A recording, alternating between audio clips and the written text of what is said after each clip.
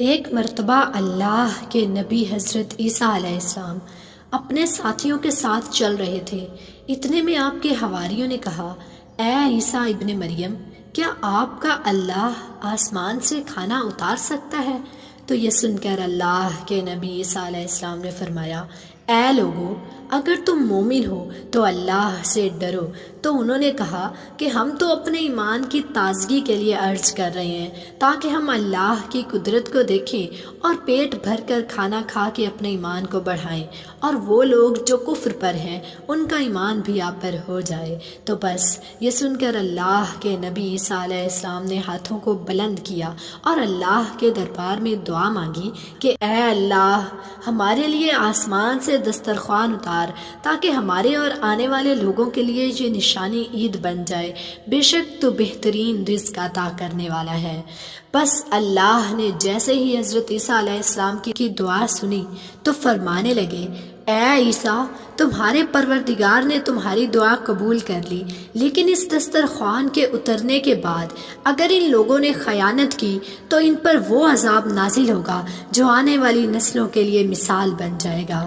ابھی یہ الفاظ مکمل ہو ہی رہے تھے کہ اتنی دیر میں آسمان سے فرشتے دسترخوان اتار کے لے آئے، جس میں 7 مچھلیاں اور 7 روٹیاں تھیں۔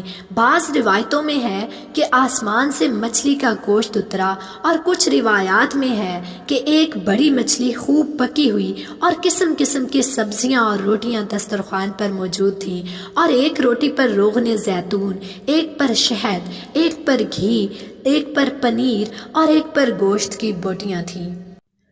بس جیسے ہی حضرت عیسیٰ علیہ السلام کے حواریوں نے اس نورانی دسترخوان اور روٹی کو دیکھا تو ان میں سے ایک، جس کا نام شمعون تھا اور جو اپنی قوم کا سردار تھا، وہ کہنے لگا، اے روح اللہ، کیا یہ دسترخوان دنیاوی کھانوں میں سے ہے یا آسمانوں کے؟ تو اللہ کے نبی عیسیٰ علیہ السلام نے فرمایا، یہ دسترخوان نہ دنیا کے کھانوں میں سے ہے اور نہ آسمانوں کے، بلکہ ابھی ابھی تمہارے پروردگار نے ایجاد کر کے تمہارے لیے اتارا ہے۔ پھر آپ علیہ السلام فرمانے لگے، خوب پیٹ بھر کر کھاؤ اور اس میں خیانت نہ کرنا اور نہ ہی کل کے لیے ذخیرہ کرنا، ورنہ اللہ کا عذاب تم پر آ پہنچے گا۔ لیکن افسوس، وہ لوگ اس کھانے میں خیانت بھی کرتے ہیں اور کل کے لیے تھوڑا تھوڑا چھپانا بھی شروع کر دیتے ہیں۔ بس جیسے ہی رات ہوئی، سب لوگ پیٹ بھر کر سوئے اور اللہ کا عذاب ان پر آ جاتا ہے۔ اب جیسے ہی سورج طلوع ہوا تو ان میں سے کچھ خنزیر اور کچھ بندر بن جاتے ہیں اور ادھر ادھر بھاگنا شروع کر دیتے ہیں اور اپنے آپ کو نوچنے لگتے ہیں۔ تو اللہ کے نبی عیسیٰ علیہ السلام نے جب ان کو دیکھا تو اللہ سے دعا کی، تو یوں تیسرے دن وہ سارے اللہ اور اس کے نبی کے نافرمان دنیا سے مر کے فی النار ہو گئے۔ بے شک اللہ کے نافرمان کا یہی حشر ہوتا ہے۔ اللہ پاک نے اس واقعہ کو قرآن پاک کی سورہ مائدہ میں محفوظ فرما دیا، تبھی اس سورہ کو مائدہ یعنی دسترخوان کہتے ہیں۔ اے اللہ، ہم سب کو اپنے فرما بردار بندوں میں شامل فرما، آمین۔